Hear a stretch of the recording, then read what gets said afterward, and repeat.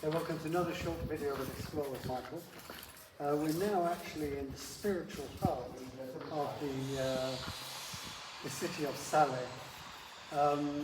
Actually, I came around here exploring the other day, and some people say that Saleh is a little bit dangerous, but I found the people here are very, very friendly.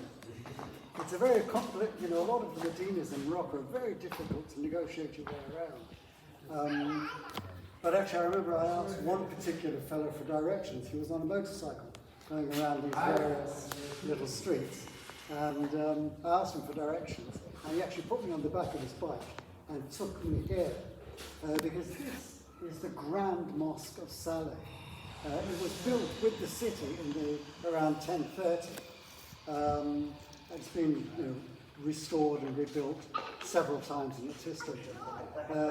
This is where, in 1260, when King Alfonso X of Castile bombarded the city and raided the city, he housed 3,000 residents of the city in here, and he kept them there until he shipped them off to Seville, where they led a life in slavery. Actually, that raid is a little bit peculiar because Ibn Khaldun, the famous historian, maintains that a nephew of the Sultan was jealous, and he actually called upon King Alfonso to help him. So these battles between various powers, they're more complicated than we would at first be led to believe.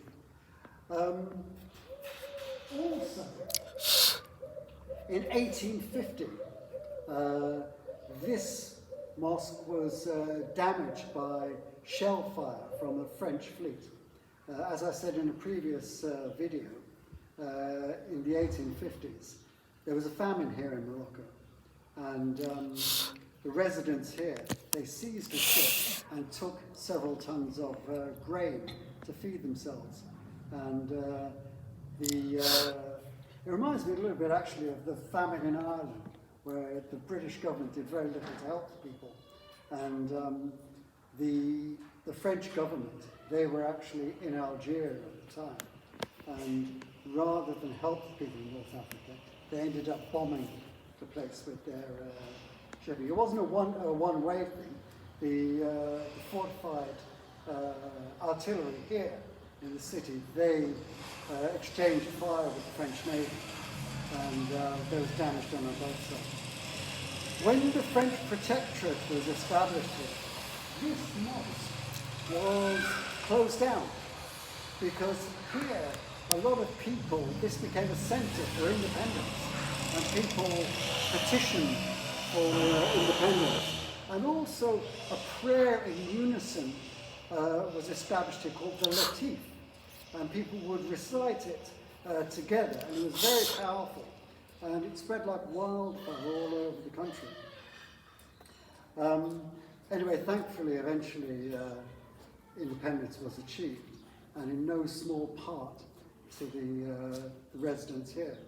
Actually, one of the things that the people here were revolting against was a thing called the Berber Dahir. Now, once again, forgive me if I've messed up the pronunciation.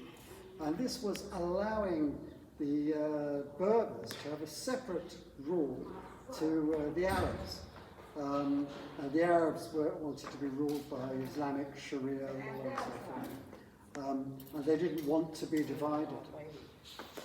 So the independence movement here was, pro-Islamic, pro-Arab, and it was anti-French, anti-Western. And this is what we have. At the moment, it's actually closed down for renovation. It's not just the mosque here, but adjacent to it, we actually have a Medersa. And this was built, actually, can you come up here?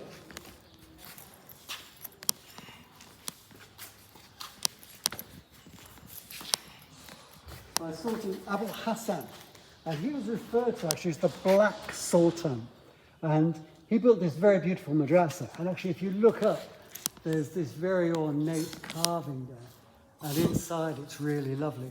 But once again, this is actually closed down at the moment, for renovation. Abu Hassan, he's actually referred to as the Black Sultan because his mother was an Ethiopian slave, so naturally he was dark-skinned. And it shows you another peculiar thing about the various dynasties here in Morocco. You know, a slave girl from Morocco could become the Queen Mother. It wasn't like the black African slaves in America. There was room, it could be a very miserable existence, but people could be catapulted into very high positions. Also just around the corner we've got what's called the Tijani Tariqa. And this is kind of a retreat for members of a religious brotherhood. And then the Tijani, they're named after a gentleman called Ahmed Tijani, who actually spread Islam throughout West Africa. No swords, no beating people up and compelling people to convert. You know, just through the power of his following the example of the Holy Prophet Muhammad. Actually, his tomb, he is buried in Fez, and people from West Africa flock there, to pray for the repose of his soul. Okay, now I'm going to make another couple of videos around the Saleh area, so look out for those two videos. Thank you.